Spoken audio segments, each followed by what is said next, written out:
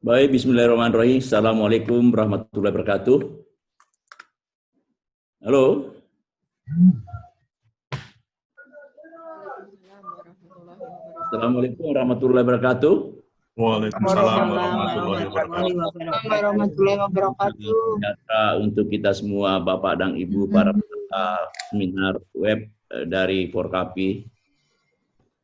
Hari ini saya diberi kepercayaan untuk membahas tentang masalah komunikasi pembangunan dan COVID-19 ya. Bapak-bapak dan Ibu yang kami hormati, Gimana? Yang mau paling gimana nih chat nih? Kayaknya belum ada pertanyaan. baru 2-3 hari yang lalu Bapak Presiden kita Joko Widodo membubarkan gugus tugas percepatan penanganan COVID-19 dan diganti dengan suatu tim Komite Penanganan COVID-19 dan Pemilihan Ekonomi Nasional menurut Peraturan Presiden Nomor 82 Tahun 2020. Saya melihat bahwa ini pemerintah sudah kelihatannya melihat bahwa masalah COVID ini memberikan dampak yang luar biasa terhadap masalah ekonomi. Karena itu juga masalah ekonomi ini harus menjadi prioritas di dalam pemulihan penanganan COVID-19 sehingga bisa berjalan secara sinergi.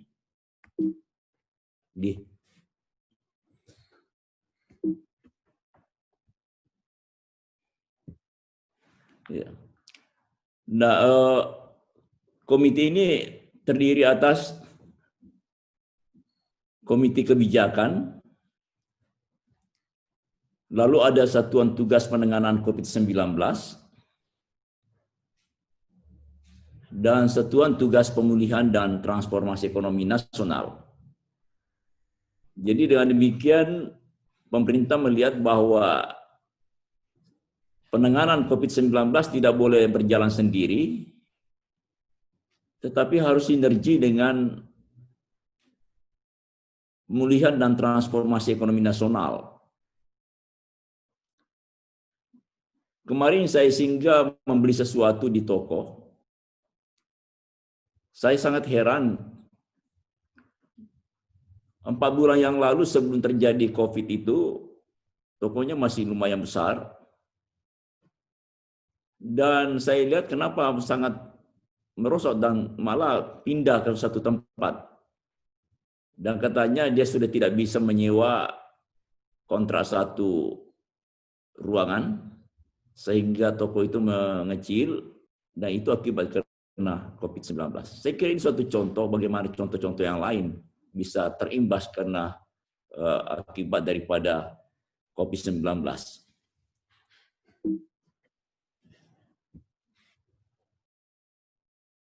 Nah, tentu ini saja kita melihat bahwa COVID ini menimbulkan efek yang luar biasa ya. Terutama adalah timbulnya kepanikan dan ketakutan untuk tinggal di rumah agar pakai masker, menjaga jarak fisik, cuci tangan, dan lockdown.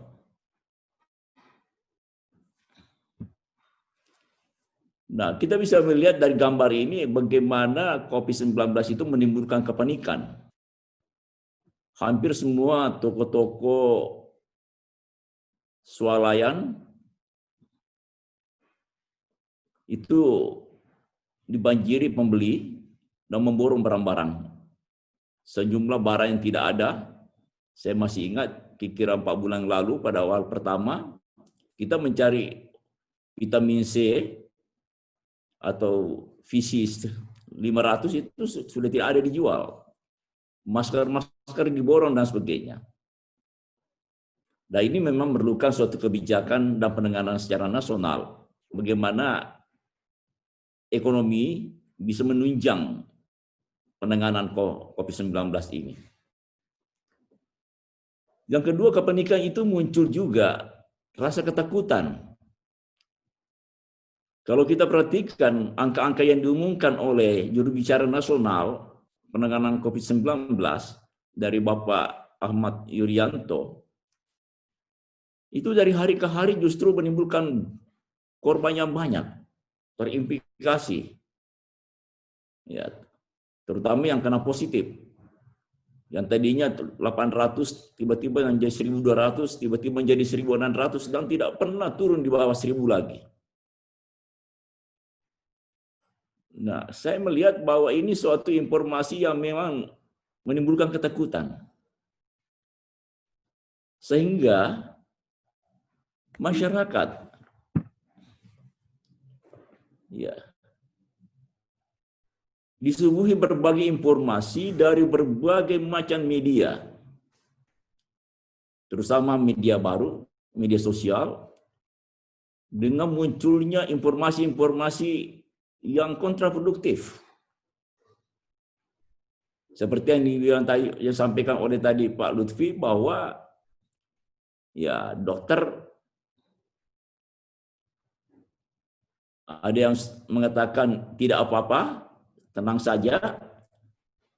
Di satu sisi ada dokter mengatakan juga ini sangat berbahaya. Demikian juga kontraproduktif informasi dari WHO yang dikemukakan tadi oleh Prof. Sumarjo bahwa ini bisa terinfeksi dari melalui udara dan yang satu kemudian diralat dan lain sebagainya. Masyarakat jadi bingung. Media sosial rata-rata menimbulkan informasi yang menimbulkan ya tentu saja ada positifnya tapi juga menimbulkan keraguan. Seharusnya jika media sosial punya kekurangan itu harus diisi oleh media arus utama, mainstream.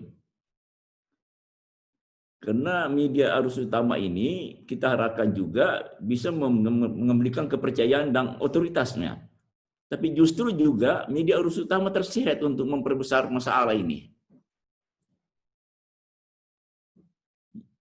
Media arus utama diharapkan untuk membantu mengatasi kekurangan-kekurangan media sosial justru juga terseret.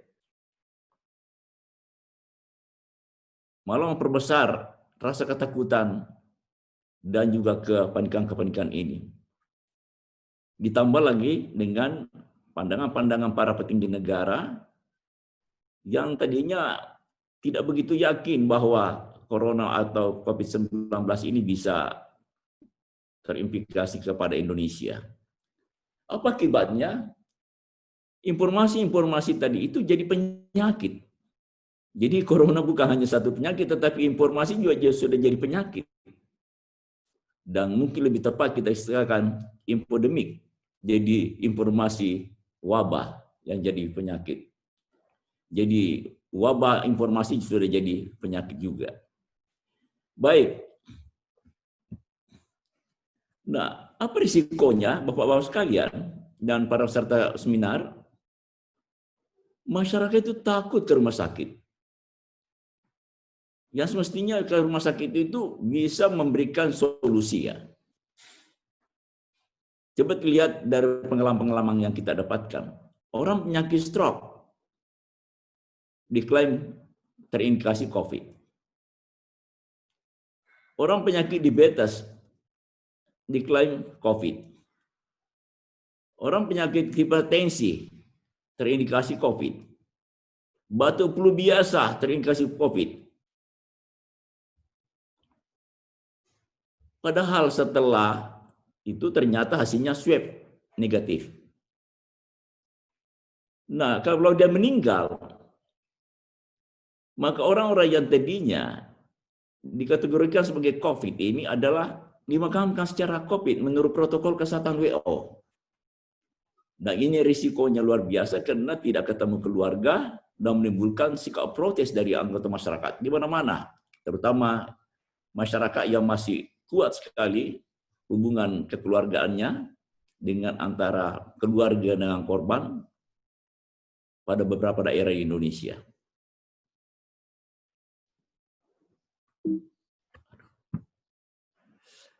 Nah, kalau kita bicara ini, apa hubungannya dengan komunikasi pembangunan? Apa hubungannya dengan COVID? Barangkali kita bisa kembali sedikit flashback terhadap beberapa pendapat dari tokoh-tokoh komunikasi pembangunan sebelumnya. Kalau kita perhatikan pendapat-pendapat dari mereka ini seperti Everett Rogers, S. Ken Childers, Nora Kubrau, Melkoti N. Stiefel, John Surprise, Besita, Deepak M. Gupta, Luis Romero Beltran, Alfonso Gomisio Dagron, Borne Neve, dan Paulo Malapolopoulos. Pendapat-pendapat ini kita lihat bahwa komunikasi pembangunan itu adalah berusaha untuk menyebarkan informasi yang bermanfaat dan berdaya guna. Menyediakan forum untuk mencari solusi.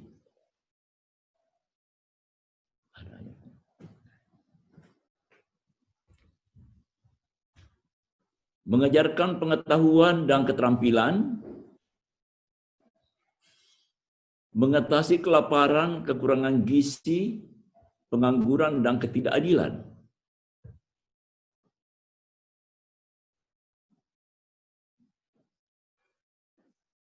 Mendidik masyarakat dengan nilai-nilai positif tentang lingkungan sosial ekonomi, mengembangkan solidaritas partisipatif, demokratis di dalam pengambilan keputusan, kemampuan mengelola konflik dan pembangunan dan membangun konsensus, sehingga menjadi pribadi yang mandiri dan menyadari diri sebagai bagian dari suatu komunikasi sosial atau suatu bangsa. Nah, pendapat-pendapat ini dirangkum menjadi satu, sehingga kita melihat bahwa komunikasi pembangunan itu memiliki tugas. Yang pertama adalah menginformasikan. Yang kedua menyadarkan. Yang ketiga mendidik. Ini yang tekanannya mendidik. Sehingga tidak hanya memberi informasi dan menyadarkan, tetapi mendidik. Dan menumbuhkan partisipasi, memfasilitasi, mendampingi dan mengawasi, serta memberi solusi.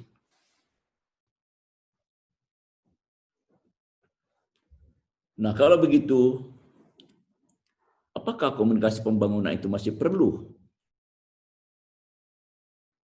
Jawabannya barangkali kita putar, apakah pembangunan masih memerlukan komunikasi? Saya pikir dalam kasus seperti ini sangat diperlukan. Nah, apa hubungan antara komunikasi pembangunan dengan COVID-19? Saya ingin mencoba melakukan suatu flashback terhadap proses kelahiran komunikasi pembangunan ini. Konsep komunikasi pembangunan itu muncul pertama karena protes negara-negara sedang berkembang terhadap ketidakseimbangan informasi dunia, sehingga melahirkan New World Information and Communication Order. Negara-negara sedang berkembang memprotes bahwa negara-negara maju lebih banyak memberitakan hal-hal negatif bagi negara sedang berkembang dan tidak memberikan solusi untuk membangun dan menumbuhkan masyarakat yang ada di tempat ini. Berita-berita yang diekspos oleh negara maju lebih banyak menyedihkan negara sedang berkembang. Karena itu, Yayasan Pers Asia, Press Foundation of Asia yang berkedudukan di Manila dulu, mulai merintis apa yang disebut dengan jurnalistik pembangunan dengan menerbitkan apa yang disebut dengan Deep News yang berisi hal-hal yang berkaitan dengan pembangunan, hal-hal yang berkaitan dengan ekonomi, hal-hal yang berkaitan dengan kependudukan, hal-hal yang berkaitan dengan teknologi, serta hal-hal yang berkaitan dengan kesehatan. Di kesehatan inilah hubungan antara komunikasi pembangunan itu dengan COVID-19. Komunikasi pembangunan dan komunikasi kesehatan, program promosi kesehatan yang dikembangkan oleh John Hopkins Bloomberg School of Public Health sudah dilakukan di beberapa negara di Afrika, Amerika Latin, dan Asia sejak 1982. Di Indonesia, kerjasama antar Departemen Ilmu Komunikasi Universitas Indonesia dengan Center for Communication Program John Hopkins University itu berhasil disusun suatu strategi promosi kesehatan yang berbasis perencanaan komunikasi untuk program kependudukan dan keluarga berencana, kesehatan reproduksi, kesehatan ibu dan anak, kesehatan lingkungan, serta gerakan kampanye anti-HIV dan AIDS. Jadi ini program sudah hubungan antara komunikasi pembangunan dan kesehatan itu sudah lama, dan ini Anda bisa lihat bagaimana communication for development berada dalam suatu hal promotion dalam melahirkan apa yang disebut dengan hal communication. Komunikasi pembangunan. Saya pernah mengajar tentang promosi kesehatan di Fakultas Kesehatan Masyarakat. Isinya hampir sama, boleh dikatakan mayoritas pada umumnya diambil dari komunikasi dan pembangunan yang dikaitkan dengan masalah-masalah kesehatan.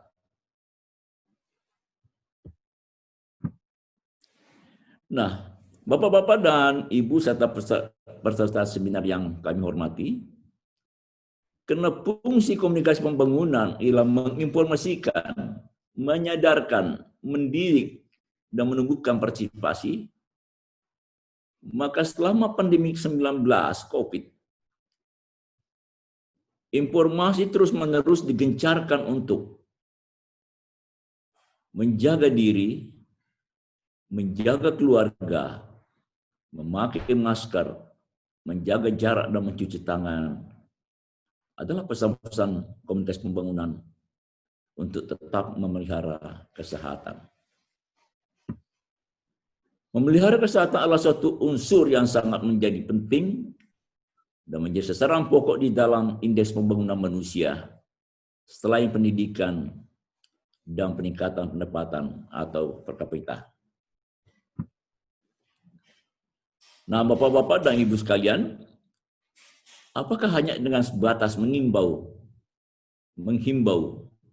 dan menyadarkan masyarakat itu adalah tugas dari komunikasi pembangunan? Jawabannya adalah tidak.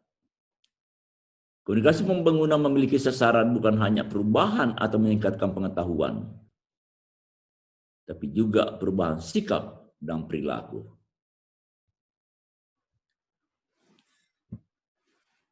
Karena itu, model social behavior change communication menggunakan komunikasi strategis untuk promosikan hasil kesehatan yang positif berdasarkan model perubahan perilaku. Langkahnya adalah orang-orang awalnya tidak menyadari, kemudian jadi sadar, kemudian peduli, lalu berpengetahuan, selanjutnya termotivasi untuk berubah, lalu uji coba dalam bentuk perilaku, dan terakhir adalah perubahan perilaku berkelanjutan. Dalam konsep ini, maka para komunikator pembangunan pertama harus punya skill and knowledge. Berdasarkan kemampuan skill dan knowledge ini, maka dia punya ideation untuk mengembangkan kognitif, lalu mengembangkan emotional response, lalu juga melakukan support and influence of personal advocacy, dan juga kemampuan untuk memahami lingkungan di dalam berusaha untuk menghasilkan perhatian terhadap perubahan itu. Karena itu komunikasi untuk krisis pandemi diperlukan adanya koordinasi mobilisasi aksi masyarakat, pengembangan dan penyebaran pesan, pengembangan kapasitas building, serta monitoring dan evaluasi. Saya punya buku akan datang ini, mudah-mudahan bulan ini sudah bisa terbit, komunikasi pembangunan, telah untuk memahami konsep, filosofi, serta peranan komunikasi terhadap pembangunan dan pembangunan komunikasi dalam era digital. Terima kasih. Demikian, wassalamualaikum warahmatullahi wabarakatuh.